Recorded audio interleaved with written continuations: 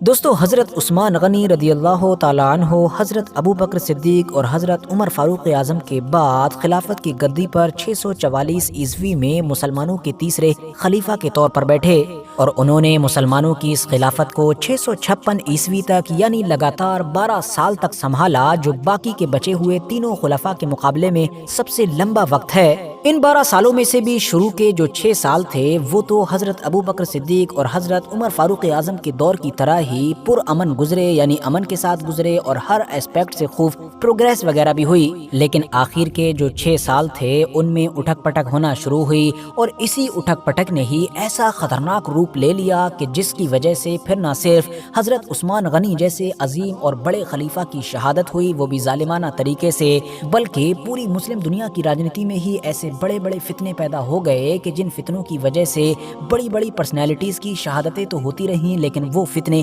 آج تک ختم نہیں ہوئے ہیں۔ دوستو، آج کے دور میں بھلے ہی عام طور پر لوگ حضرت عثمان غنی کی شہادت پر زیادہ توجہ نہ دیتے ہوں، لیکن اگر آپ لوگ گہرائی سے دیکھیں گے تو ان کی شہادت بھی کہیں نہ کہیں حضرت امام حسین کی شہادت سے سملر ہے۔ وہ اس لیے کیونکہ یہ بھی نہ صرف اتنی ہی خطرناک، ظالمانہ اور دردناک تھی، بلکہ اس میں بھی حضرت امام حسین کی شہادت کی طرح ہی وہ لوگ شامل تھے کہ جو اپنے آپ کو مسلمان کہا کرتے تھے۔ اب سوال یہ ہے کہ آخر حضرت عثمان غنی کو شہید کرنے والے یہ لوگ تھے کون، اور ایسی بھی کیا وجہ تھی کہ نبی علیہ السلام کو ابھی گزرے ہوئے 20 سے 25 سال بھی نہیں ہوئے تھے کہ ان لوگوں نے حضرت عثمان غنی کے جو ان کی خلافت کی گدی پر بیٹھے ہوئے تھے ان کو ہی دردناک طریقے سے شہید کر ڈالا، وہ بھی ایسے خلیفہ کہ جن کے نکاح میں ایک ایک کر کے نبی علیہ السلام کی ایک نہیں بلکہ 2 بیٹیاں آئیں، اور اس کے علاوہ ان کو تو نبی علیہ السلام نے ایک بار نہیں بلکہ 3 الگ الگ موقعوں پر جنت کی بشارت دی تھی، یعنی دنیا میں ہی ان کو جنتی ہونے کا ٹکٹ دے دیا تھا۔ تو دوستو، یہ بات تو کلیئر ہے کہ حضرت عثمان غنی کی شہادت کا یہ واقعہ بہت زیادہ کنٹروورشیل ہے، اور آج ہم اس کو 2 الگ الگ ہسٹوریکل ورژن سے سمجھنے کی کوشش کرتے ہیں۔ پہلا ورژن تو یہی ہے کہ بہت سارے اتہاسکاروں نے اور مسلم اسکالرز نے یہ لکھا ہے کہ اس دور میں حضرت عثمان غنی کے خلاف اندر ہی اندر سازشوں کا جو پورا ایک جال بنایا گیا تھا، وہ دراصل ان لوگوں نے بنایا تھا کہ جو اوپر سے تو اپنے آپ کو مسلمان کہا کرتے تھے مگر اندر سے مسلمان نہیں تھے، اور ان تمام سازشوں میں جو انسان ان تمام منافقوں کو لیڈ کر رہا تھا اس کا نام تھا عبداللہ ابن سبا۔ یہ اندر سے تھا تو ایک یہودی انسان کہ جو مسلمانوں سے نفرت کیا کرتا تھا، مگر اوپر سے اس نے مسلمانوں کا لباس پہن رکھا تھا، بلکہ یہ تو ایک بہت ہی نیک بزرگ کی طرح رہا کرتا تھا۔ عبداللہ ابن سبا نے اپنے فالوورز کے ساتھ کم پڑھے لکھے مسلمانوں میں اور خاص طور سے ان مسلمانوں میں جا کر کہ جو ابھی نئے نئے مسلمان ہوئے تھے، موجودہ خلیفہ یعنی حضرت عثمان غنی کے خلاف کان بھرنے شروع کر دیے۔ اس نے خاص طور پر حضرت عثمان غنی کے جو الگ الگ علاقوں کے گورنر تھے ان کو ٹارگٹ پر لینا شروع کیا، ان کے ہر کاموں میں نقص نکالا اور کہا کہ یہ تمام لوگ صحیح طور پر کام نہیں کر رہے ہیں۔ عبداللہ ابن سبا کی طرف سے کوفہ، بصرہ اور مصر جیسے سبھی علاقوں میں سازش کا جال بچھا دیا گیا، اور یہ جال اتنی صفائی سے بچھایا گیا تھا کہ عام مسلمان تو عام مسلمان بلکہ جو بہت بہت مشہور نام تھے وہ بھی شک و شبہ کا شکار ہو گئے، اور ایسے لوگوں کا ہی بے چین ہونا تھا کہ اس بے چینی کی آگ فوراً خلافت کے سینٹر یعنی کہ مدینے تک بھی پہنچ گئی۔ عبداللہ ابن سبا اور اس کے فالوورز کی طرف سے اس دور میں حضرت عثمان غنی کے اوپر جو کچھ بڑے بڑے الزام لگائے گئے تھے ان میں سے پہلا تو یہی تھا کہ انہوں نے اپنے خاندان والوں کو یا پھر اپنے رشتہ داروں کو خوش کرنے کے لیے حکومت کے بڑے بڑے پدوں پر بیٹھا رکھا ہے، اور اسپیشلی جو گورنرز کی پوسٹ ہیں ان پر بیٹھا رکھا ہے۔ اس کے علاوہ یہ بیت المال سے یعنی کہ حکومت کے خزانے سے بڑی بڑی رقم سے ایسے لوگوں کو نواز رہے ہیں کہ جو اس کے حقدار نہیں ہیں لیکن صرف ان کے رشتہ دار ہیں اس لیے نواز رہے ہیں۔ اس کے علاوہ ایک یہ بھی الزام لگایا کہ طرابلس کی جنگ سے ملنے والے مال غنیمت کا 5واں حصہ بیت المال میں جانا چاہیے تھا، لیکن حضرت عثمان غنی نے اس کو مصر کے گورنر عبداللہ ابن سعد کو دے دیا۔ حضرت عثمان غنی تک جب یہ شکایتیں پہنچیں تو انہوں نے اس کا جواب بھی دیا، اور انہوں نے کہا کہ یہ جو بڑے بڑے عہدوں پر بنو امیہ کے خاندان کے لوگ نظر آ رہے ہیں ان کو میں نے اپنے خاندان کے یا اپنے رشتہ دار ہونے کی وجہ سے نہیں بیٹھایا ہے بلکہ ان کی قابلیت کو دیکھ کر بیٹھایا ہے، اور اس کے علاوہ ہاں میں اپنے خاندان والوں سے محبت کرتا ہوں لیکن ان کی محبت میں ظالم نہیں بن سکتا، بلکہ ان کا صرف وہی حق دیتا ہوں کہ جو واجب ہے، اور ان کو جو دیتا ہوں تو وہ بیت المال سے نہیں بلکہ اپنے پاس سے دیتا ہوں۔ بیت المال یعنی کہ جو حکومت کا خزانہ ہے، جو مسلمانوں کا مال ہے، اس کو نہ تو میں اپنے لیے حلال سمجھتا ہوں اور نہ ہی کسی دوسرے کے لیے۔ طرابلس کی جنگ کے بارے میں بھی ان کا کہنا تھا کہ عبداللہ ابن سعد اس جنگ کو لیڈ کر رہے تھے اور ان سے میں نے یہ وعدہ کیا تھا کہ اگر وہ اس جنگ کو جیت لیں گے تو مال غنیمت کا 5واں حصہ آپ کو دے دیا جائے گا۔ جب انہوں نے اس جنگ میں فتح حاصل کی تو میں نے 5واں حصہ انہی کو دے دیا، مگر بعد میں جب باقی تمام مسلمانوں نے اس پر آبجیکشن کیا تو میں نے ان سے وہ مال واپس لے کر بیت المال میں ڈال دیا۔ تو آخر اب اس پر اعتراض کی کیا وجہ رہی؟ اس کے علاوہ بھی حضرت عثمان غنی کے اوپر بے شمار طرح طرح کے الزام لگائے گئے تھے اور حضرت عثمان غنی ان تمام الزاموں کے جواب بھی دیا کرتے تھے، مگر جو فساد پھیلانے والے تھے وہ کوئی بات سنتے ہی نہیں تھے۔ ان کی بس ایک ہی رٹ تھی کہ حضرت عثمان اب خلافت کے اہل نہیں ہیں اور اسی لیے ان کو گدی چھوڑ دینی چاہیے۔ فساد جب زیادہ بڑھنے لگا تو حضرت عثمان غنی نے اپنے تمام گورنرز کو مدینہ میں بلایا یہ میٹنگ کرنے کے لیے کہ آخر ان تمام معاملات سے کیسے نپٹا جائے۔ بہت سارے لوگوں نے یہ بھی مشورہ دیا کہ جو فساد پھیلا رہے ہیں ان کو کڑی سزائیں دی جائیں، لیکن کیونکہ حضرت عثمان غنی حد سے زیادہ نرم دل تھے تو انہوں نے ایسا کرنے سے منع کر دیا۔ گورنرز جب خلافت کی راجدھانی یعنی مدینہ سے اپنے اپنے علاقوں میں واپس چلے گئے تو حضرت عثمان غنی نے لوگوں کے دماغ میں اٹھنے والے ڈاؤٹ کو کلیئر کرنے کے لیے کچھ بڑے بدلاؤ بھی کیے۔ مثال کے طور پر کوفہ کی گورنری سے سعید ابن عاص کو ہٹا کر ایک بہت ہی قابل اور نرم دل انسان حضرت ابو موسیٰ اشعری کو گدی پر بیٹھایا، کیونکہ اس علاقے کے لوگ سعید ابن عاص کو بالکل بھی گدی پر دیکھنا ہی نہیں چاہتے تھے۔ اس کے علاوہ آپ نے ایک بڑا قدم یہ بھی اٹھایا کہ بہت سارے سینئر صحابی کو الگ الگ علاقوں میں بھیجا یہ پتہ کرنے کے لیے کہ الگ الگ علاقوں کے لوگوں کی مجھ سے کیا شکایت ہے۔ پوری خلافت میں یہ بھی اعلان کروایا کہ کسی بھی انسان کو اگر مجھ سے یا میرے حاکم سے کوئی پرابلم ہے، کوئی شکایت ہے تو وہ حج کے موقع پر یہاں پر لے کر آئے تو میں اس کی شکایت کو دور کروں گا اور ظالم سے مظلوم کا حق دلواؤں گا۔ لیکن دوستو، جس وقت حضرت عثمان غنی حالات کو بہتر بنانے کے لیے یہ سب کچھ کر رہے تھے، اسی وقت ہی اندرونی طور پر کوفہ، بصرہ اور مصر کے بہت سارے لوگ خط کے ذریعے سے یہ پلاننگ کر چکے تھے کہ ہم مدینہ میں ایک ہی وقت پر پہنچیں گے اور وہاں پر اکٹھے ہو کر تلوار کے بلبوتے پر حضرت عثمان سے اپنی مانگیں منوائیں گے۔ اور ہوا بھی کچھ ایسا ہی، یہ لوگ پلاننگ کے تحت ایک ہی وقت پر مدینہ کے قریب پہنچے کہ جو ہزاروں کی تعداد میں تھے اور مدینہ سے کچھ دوری پر ہی ان لوگوں نے اپنا پڑاؤ ڈال دیا۔ پہلے تو ان لوگوں نے مدینہ کے جو کچھ سب سے زیادہ سینئر صحابی تھے جیسا کہ حضرت علی، حضرت طلحہ، حضرت زبیر اور حضرت سعد ابن ابی وقاص، ان سب کو اپنے ساتھ ملانے کی کوشش کی، لیکن یہ اس چیز میں کامیاب نہ ہو سکے کیونکہ ان لوگوں نے ایسا کرنے سے انکار کر دیا۔ بعد میں خود حضرت علی حضرت عثمان غنی کی طرف سے ان لوگوں کے پاس گئے اور ان کے تمام الزاموں کے جواب دیے، ساتھ ہی میں یہ بھی کہا کہ حضرت عثمان آپ کی تمام مانگوں کو ماننے کے لیے تیار ہیں، اسی لیے اب آپ واپس چلے جائیں۔ حضرت علی کے بہت زیادہ سمجھانے پر یہ لوگ سیٹسفائی ہو بھی گئے اور اپنے اپنے علاقوں کی طرف واپس چلے گئے۔ اس واقعے کو ابھی کچھ دن ہی گزرے تھے کہ اچانک سے ایک دن پورے مدینہ میں گھوڑوں کے ٹاپوں کی آوازیں سنائی تھیں اور ہر طرف سے یہی صدا آ رہی تھی کہ انتقام انتقام انتقام۔ یہ دیکھ کر جب مدینہ کے لوگ باہر نکلے تو ان کے ہوش اڑ گئے، کیونکہ وہ سارے ہی مصر اور الگ الگ علاقوں کے باغی کہ جو کچھ وقت پہلے ہی یہاں پر اکٹھا ہوئے تھے اور حضرت علی کے سمجھانے پر واپس چلے گئے تھے، وہ تمام لوگ واپس آ گئے تھے۔ حضرت علی نے فوراً آگے بڑھ کر ان سے واپس آنے کی وجہ پوچھی۔ اس پر مصری باغیوں نے جواب دیا کہ آپ کے سمجھانے کے بعد ہم لوگ تو واپس ہی جا رہے تھے، مگر راستہ میں ہم کو ایک جاسوس ملا جس کی چال ڈھال سے اور جس کی باڈی لینگویج سے ہم کو شک ہوا۔ ہم نے اس کو پکڑا، اس کی تلاشی لی تو اس کے پاس ایک خط ملا جو خط حضرت عثمان غنی کی طرف سے تھا، یعنی خلیفہ وقت کی طرف سے تھا اور مصر کے گورنر کو بھیجا گیا تھا۔ اس میں صاف طور پر یہ لکھا ہوا تھا کہ یہ جتنے بھی مصری باغی ہیں جو مدینہ آئے تھے اور اب واپس جا رہے ہیں، ان کو مصر پہنچنے پر قتل کر دیا جائے، اور اس خط کے اوپر حضرت عثمان غنی یعنی کہ خلیفہ کی مہر بھی لگی ہوئی تھی، جس سے ہم کو فوراً یقین ہو گیا کہ ہمارے ساتھ دھوکا ہوا ہے اور اب ہم یہاں پر اپنے اسی دھوکے کا بدلہ لینے کے لیے آئے ہیں۔ جب یہ پوری بات حضرت عثمان غنی کو پتہ چلی تو وہ تو حیران ہو گئے۔ انہوں نے کہا خدا کی قسم یہ خط نہ تو میں نے خود لکھا اور نہ ہی کسی سے لکھوایا ہے۔ اس پر باغیوں کا یہی جواب تھا کہ خط کسی نے بھی لکھا ہو، ذمہ دار تو خلیفہ ہی ہیں۔ زیادہ تر اتہاسکاروں کا یہ ماننا ہے کہ یہ جو خطرناک خط تھا یہ کسی اور نے نہیں بلکہ حضرت عثمان غنی کے ہی مشیر، کہ جس کو آج کی زبان میں آپ لوگ ہوم منسٹر کہہ سکتے ہیں، اس نے لکھا تھا، جس کا نام مروان تھا۔ اب یہ مروان کون تھا اور اس نے حضرت عثمان غنی کی مہر کے ساتھ یہ خط کیسے لکھ دیا یہ ہم آگے جانیں گے۔ فی الحال اتنا سمجھیے کہ اب یہ تمام باغی لوگ غصے سے حضرت عثمان غنی کے ہی دشمن ہو چکے تھے اور ان کا کہنا تھا کہ خط کسی نے بھی لکھا ہو لیکن ذمہ داری خلیفہ کی بنتی ہے، اسی لیے آپ فوراً خلافت سے الگ ہو جائیے۔ حضرت عثمان غنی کا کہنا تھا کہ میں تم لوگوں کی ہر جائز مانگ پوری کرنے کے لیے تیار ہوں، لیکن خلافت کی قمیض کو کبھی نہیں اتاروں گا، کیونکہ یہ قمیض مجھ کو اللہ نے پہنائی ہے اور نبی علیہ السلام نے بھی مجھ سے فرمایا تھا کہ اللہ تجھ کو ایک قمیض پہنائے گا، کچھ لوگ اس کو اتارنے کے لیے آئیں گے تو اس کو نہ اتارنا۔ تو نہ تو میں تلوار کے بلبوتے پر خلافت کی گدی پر بیٹھا تھا کیونکہ مجھ کو لوگوں نے بیٹھایا تھا، اور نہ ہی تلوار کے بلبوتے پر اس گدی سے اتروں گا۔ میں اللہ کے نبی صلی اللہ تعالی علیہ وسلم کی وصیت کے مطابق آخری دم تک صبر کروں گا۔ یہ جواب سن کر اب ان تمام باغیوں نے امیر المومنین حضرت عثمان غنی رضی اللہ تعالیٰ عنہ کے گھر کو گھیرے میں لے لیا۔ باغیوں نے حضرت امیر المومنین کے گھر کو کئی دنوں تک اب گھیرے میں رکھا اور اس پورے محاصرے کے دوران اب ان لوگوں نے کھانے اور پینے کی تمام چیزوں پر اندر پابندی لگا دی، جس کی وجہ سے اب اندر موجود حضرت عثمان غنی کو پریشانی ہونے لگی۔ ایک بار ام المومنین حضرت ام حبیبہ نے کچھ کھانے پینے کی چیزیں اندر لے جانے کی کوشش کی تو باغیوں نے ان سے لڑنا بھیڑنا شروع کر دیا، ان کی بے ادبی کی اور ان کو ایسا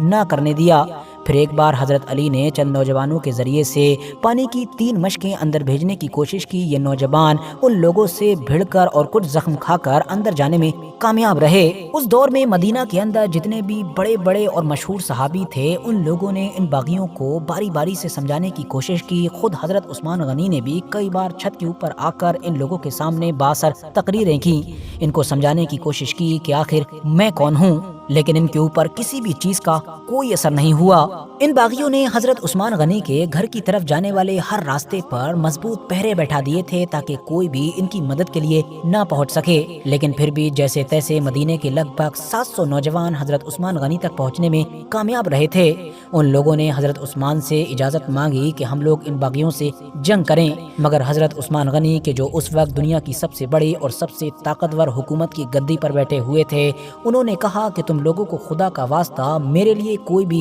کسی کا خون نہ بہائے۔ حضرت عثمان غنی کی اس طرح کی باتیں سن کر ان میں سے زیادہ تر نوجوان واپس چلے گئے۔ حضرت عثمان غنی نے یہ بھی پسند نہیں کیا کہ وہ مدینہ شہر کو چھوڑ کر کسی اور علاقے میں چلے جائیں اور اپنی جان بچا لیں۔ انہوں نے آخری دم تک صرف وہی کیا کہ جس کے لیے وہ مشہور تھے، یعنی کہ صبر اور حد سے زیادہ نرم دلی۔ لیکن دوستو، جب مدینہ میں یہ سب کچھ چل رہا تھا تبھی مکہ میں حج چل رہا تھا، یعنی وہ حج کا وقت تھا۔ ان باغیوں کو یہ ڈر تھا کہ مکہ میں حج کرنے کے بعد لوگ اس طرح کی جب خبریں سنیں گے تو ڈائریکٹ مدینہ کی طرف ہی واپس آئیں گے اور ان کو خلیفہ کے خلاف یہ سب کچھ کرنے کا موقع نہیں ملے گا۔ اسی لیے انہوں نے اب فوراً ہی حضرت عثمان غنی کی شہادت کی پلاننگ شروع کر دی، اور آخرکار 17 جون 656 عیسوی میں اور ہجری کے حساب سے کہوں تو 35 ہجری ذوالحجہ کے مہینے میں ان لوگوں نے حضرت عثمان غنی کے گھر پر زبردست اٹیک کیا۔ اس وقت گھر کے مین گیٹ پر پہرا دینے کے لیے حضرت حسن ابن علی، حضرت عبداللہ ابن زبیر اور حضرت محمد ابن طلحہ رضی اللہ تعالی عنہم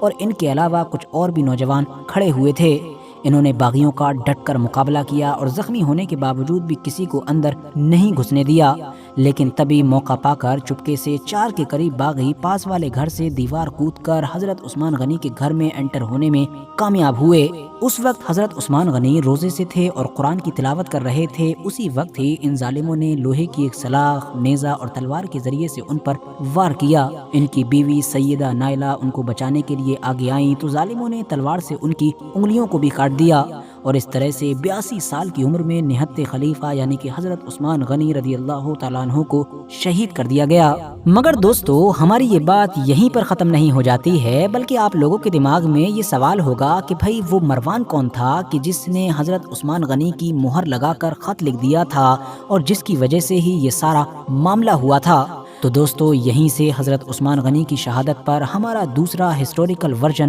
شروع ہوتا ہے، کیونکہ جیسا کہ میں نے آپ کو شروع میں ہی بتایا تھا کہ ہم اس پورے معاملے میں 2 الگ الگ ہسٹوریکل ورژنز پر نظر ڈالیں گے۔ تو دوسرا ورژن یہ ہے کہ بہت سارے اتہاسکاروں نے لکھا ہے کہ حضرت عثمان غنی کی شہادت کو لے کر جس عبداللہ ابن سبا کے نام کو اتنا زیادہ مشہور کیا جاتا ہے اور اچھالا جاتا ہے، وہ دراصل مسلم اتہاس کا ایک کیریکٹر تو ہے، یعنی وہ اصلیت میں ہوا کرتا تھا اور ایک برا انسان ہوا کرتا تھا جس نے اسلام کو نقصان پہنچایا۔ ایون حضرت علی نے ہی آگے جا کر اس کو بڑی ہی خطرناک سزا دی، یعنی اس کو قتل کیا۔ لیکن جہاں تک معاملہ حضرت عثمان غنی کی شہادت کا ہے تو اس میں عبداللہ ابن سبا نام کے اس انسان کا یا تو بالکل بھی کوئی رول تھا ہی نہیں، یا پھر تھا بھی تو اتنا نہیں تھا کہ جتنا دکھایا جاتا ہے، بلکہ حضرت عثمان غنی کے دور میں یہ جو تمام فتنے اٹھے، یہ بوال ہوا، ان کے پیچھے کہیں نہ کہیں یہ ریزن تو ہے کہ حضرت عثمان غنی کے دور میں سسٹم میں تھوڑی بہت گڑبڑی ہوئی تھی۔ اب سسٹم کی اس گڑبڑی کے پیچھے یا تو آپ یہ بھی ریزن دے سکتے ہیں کہ ایک انسان ہونے کے ناطے ان کے کچھ فیصلے غلط ثابت ہوئے، یا پھر آپ یہ بھی کہہ سکتے ہیں کہ کیونکہ وہ حد سے زیادہ نرم مزاج تھے اور سادہ زندگی جینے والے انسان تھے، جس کا فائدہ ان لوگوں نے اٹھایا کہ جو ان کے نیچے کی کرسیوں پر بیٹھے ہوئے تھے۔ دوستو، جیسا کہ ہم پہلے ہی جان چکے ہیں کہ حضرت عثمان غنی کے اوپر یہ الزام لگا تھا کہ انہوں نے پہلے کے 2 خلیفاؤں سے الٹ خلیفہ بننے کے بعد اپنے خاندان یعنی کہ بنو امیہ کے لوگوں کو زیادہ سے زیادہ بلا وجہ ہی نوازنا شروع کر دیا تھا، ان کو بڑے بڑے عہدے دیے تھے۔ جو لوگ بھی حضرت عثمان غنی کے اوپر یہ الزام لگایا کرتے تھے، ظاہر ہے ان کا نشانہ سیدھے طور پر کوفہ پر ہوتا تھا کہ جہاں پر سعد ابن ابی وقاص جیسے سینئر صحابی کو ہٹا کر اسلاف ابن عتبہ کو بیٹھایا گیا، جبکہ مصر میں عمر بن عاص کو ہٹا کر ایک ایسے انسان کو گدی پر بیٹھایا گیا کہ جو رشتے میں حضرت عثمان غنی کے دودھ شریک بھائی ہوا کرتے تھے۔ شام کے جو گورنر تھے یعنی کہ حضرت امیر معاویہ، وہ تو ویسے پہلے سے ہی وہاں کے گورنر تھے یعنی کہ حضرت عمر فاروق اعظم کے دور سے ہی، لیکن حضرت عثمان غنی کے دور میں ان کو شام کے ساتھ ساتھ عراق وغیرہ کا بھی ایک بڑا علاقہ دے دیا گیا تھا، اور عراق کے علاقے میں تو حد ہی ہو گئی، کیونکہ اس ولید کو امیر بنا دیا گیا کہ جس نے ایک بار شراب پی کر فجر کی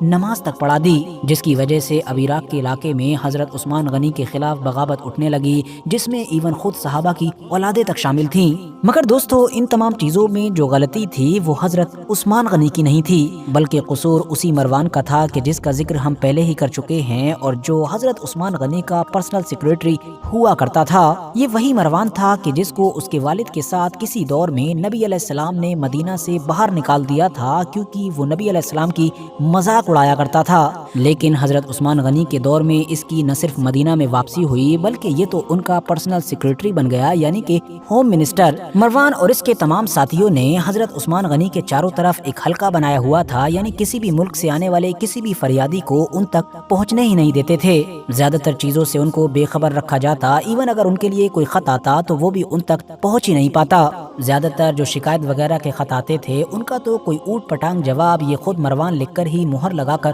واپس بھیج دیتا تھا، جس کو دیکھ کر پھر عام لوگوں کا غصہ اور بڑھ جاتا تھا۔ کیونکہ یہ پرسنل سیکریٹری تھا یعنی کہ ہوم منسٹر تھا، تو ظاہر ہے حضرت عثمان غنی کی جو مہر تھی وہ بھی اس کے پاس رہا کرتی تھی۔ ویسے تو بہت سارے الگ الگ علاقوں میں بہت سارے لوگ بڑی بڑی پوزیشن پر بیٹھے ہوئے بنو امیہ کے لوگوں سے، سرداروں سے پریشان تھے، لیکن یہ پورا ماجرا اس وقت کھلا کہ جب عراق میں ولید والا میٹر ہوا، یعنی ولید نے شراب پی کر فجر کی نماز پڑھا دی۔ اس کے بعد ایک شخص عراق کے لوگوں کی شکایت لے کر مدینہ خلیفہ وقت کے پاس پہنچا، لیکن دستور کے مطابق اس کو بھی حضرت عثمان غنی سے دور رکھنے کی ہی کوشش کی گئی۔ لیکن نبی علیہ السلام کی پیاری بیوی یعنی کہ حضرت عائشہ صدیقہ رضی اللہ تعالیٰ عنہا تک جب یہ بات پہنچی تو وہ فوراً حضرت عثمان غنی کے پاس پہنچیں، اور انہوں نے نبی علیہ السلام کی جو نالین مبارک تھیں یعنی کہ چپلیں، ان کو ہوا میں لہرا کر فرمایا کہ ابھی تک تو نبی علیہ السلام کی یہ نالین مبارک بھی پرانی نہیں ہوئی ہے کہ اس سے پہلے ہی اسلام کا نقشہ بدل دیا گیا، اسلام کے نظام کو برباد کر دیا گیا، آپ کو بنو امیہ نے پوری طریقے سے بے خبر رکھا ہے۔ یہ سن کر اب حضرت عثمان غنی پورے معاملے سے باخبر ہوئے، انہوں نے فوراً غصے میں ولید کو بلوا کر اس کو کوڑے لگوائے، لیکن ظاہر ہے اب تک تو کافی دیر ہو چکی تھی، کیونکہ بہت سارے علاقوں میں مسلمانوں کے بیچ حضرت عثمان کو لے کر وہ وروध شروع ہو چکا تھا کہ جس کے بارے میں ہم پہلے بات کر چکے ہیں۔ لیکن یاد رہے کہ یہ صرف وروध ہی تھا، یعنی کہ نا اتفاقی تھی، نہ کہ بغاوت وغیرہ۔ لیکن بعد میں اسی وروध کا ہی فائدہ اٹھایا ان منافقوں نے، ان غداروں نے کہ جو پہلے سے ہی تاک لگائے بیٹھے تھے۔ اس وروध کو پہلے بغاوت میں بدلا گیا اور بغاوت کے بعد پھر بات شہادت تک پہنچ گئی۔ ظاہر ہے کوئی سچا پکا مسلمان تو خلیفہ وقت اور پھر حضرت عثمان غنی جیسی شخصیت کے قتل کے بارے میں تو سوچ بھی نہیں سکتا تھا، لیکن ایسا سب کچھ ہوا کیونکہ منافق ان تمام چیزوں میں شامل ہو چکے تھے۔ رہا سوال اب حضرت عثمان غنی کے دور خلافت کا، یعنی ان کا دور کیسا رہا، تو پہلے کے دونوں خلفاء کی طرح ان کے دور میں بھی بہت سارے علاقے فتح ہوئے۔ ان کے دور میں فتح ہونے والے علاقے دو طرح کے تھے، پہلے وہ کہ جن کو دوبارہ فتح کیا گیا، جبکہ دوسرے وہ کہ جن کو پہلی بار فتح کیا گیا۔ بہت سارے علاقوں کو دوبارہ فتح اس لیے کرنا پڑا تھا کہ کیونکہ ان علاقوں میں جب اس بات کی خبر پہنچی کہ حضرت عمر فاروق اعظم جیسے انسان کی وفات ہو چکی ہے تو ان لوگوں نے موقع جانا اور انہوں نے سوچا کہ اب کوئی بھی نیا خلیفہ ہوگا وہ ظاہر ہے حضرت عمر فاروق اعظم سے تو نرم ہی ہوگا، کیونکہ حضرت عمر فاروق اعظم کا جو رعب، جو دبدبہ اور جو ڈر تھا وہ پوری دنیا میں مشہور تھا۔ اسی لیے انہوں نے سوچا کہ موقع اچھا ہے، بغاوت کر دی جائے۔ لیکن اس طرح کے سارے علاقوں کو ہی دوبارہ فتح کیا گیا تھا۔ ساتھ ہی ساتھ جن نئے علاقوں کو فتح کیا گیا اس میں ایران کے بہت سارے علاقے تھے جو حضرت عمر فاروق اعظم کے دور میں فتح نہیں ہو سکے تھے۔ اس کے علاوہ کچھ نارتھ افریقہ کے علاقے تھے، اوپر آذربائیجان اور ارمینیا کی طرف کے علاقے تھے، اور اس کے علاوہ خاص طور سے وہ ٹاپو بھی شامل تھا کہ جو آج کے دور میں سائپرس کے نام سے جانا جاتا ہے، مطلب وہی سائپرس کہ جو میڈیٹرین سی میں فلسطین اور ترکی کے بیچ میں موجود ہے اور جس کے آدھے حصے پر ترکی کا کنٹرول ہے۔ حضرت عثمان غنی کے دور میں ہی پہلی بار مسلمانوں نے اپنی جل سینا بنائی، یعنی کہ بحری بیڑا تیار کیا، اور نہ صرف تیار کیا بلکہ سائپرس جیسے علاقے کو فتح کیا، اور اس کے علاوہ بھی ایک بڑی جنگ میں رومن امپائر جیسی بڑی طاقت کو شکست دی، جس کی وجہ سے اب وہ لمبے وقت تک یہ ہمت نہیں کر سکے کہ سمندر کے ذریعے سے مسلمانوں پر اٹیک کیا جائے۔ فی الحال یہ تو تھی تیسرے خلیفہ حضرت عثمان غنی کی پوری زندگی۔ اب خلافت سیریز کی اپنی اگلی ویڈیو میں ہم نظر ڈالیں گے چوتھے خلیفہ یعنی کہ حضرت علی شیر خدا پر، اور جانیں گے کہ آخر حضرت عثمان غنی کی شہادت کے بعد ایسا بھی کیا ہوا کہ فرسٹ مسلم سول وار ہو گئی، یعنی کہ گرہ یدھ، اور پھر صفین اور جمل جیسی جنگیں دیکھنے کو ملیں کہ جس میں ایک طرف تو حضرت علی شیر خدا تھے جبکہ دوسری طرف نبی علیہ السلام کی وائف حضرت عائشہ صدیقہ یا پھر ایک دوسرے صحابی حضرت امیر معاویہ تھے۔ کیوں چاروں خلفاء میں سب سے مشکل بھرا دور حضرت علی کا ہی مانا جاتا ہے؟ سارے ہی سوالوں کے جواب جانیں گے مگر اس سیریز کی اگلی ویڈیو میں۔ اس سے پہلے اگر آپ لوگوں نے اس سیریز کی پہلے کی ویڈیوز نہیں دیکھی ہیں تو آپ لوگ ڈسکرپشن میں دیے گئے لنک کے ذریعے سے دیکھ سکتے ہیں۔ یہ ویڈیو اگر جانکاری سے بھرپور لگی ہو تو لائک کرنے کے ساتھ ساتھ دوستوں کے ساتھ شیئر کر سکتے ہیں، اور ایسی ہی نالجیبل اور ہسٹوریکل ویڈیوز ہمیشہ دیکھنے کے لیے ہمارے اس چینل کو سبسکرائب کرنے کے ساتھ ساتھ بیل آئیکن کو ضرور پریس کریں۔